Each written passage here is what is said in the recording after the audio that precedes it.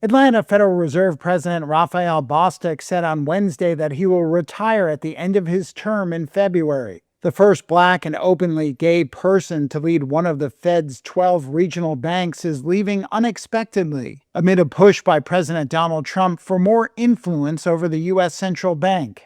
Trump does not select the presidents of the regional Fed banks, but the appointments must be approved by the central bank's board of governors, which the U.S. president is trying to reshape. Trump is attempting to fire Fed Governor Lisa Cook, and his Treasury Secretary is vetting candidates to replace Fed Chair Jerome Powell when his term ends next spring. Kevin Nicholson, Global Fixed Income Chief Investment Officer at Riverfront Investment Group, says he isn't concerned about a long-term politicization of the organization. I think at the end of the day,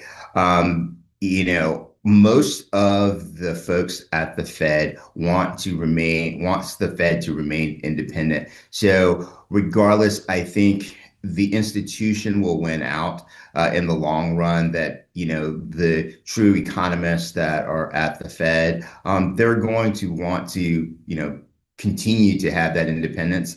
Trump has railed against Jerome Powell and says the Fed is being too cautious and slow in cutting rates.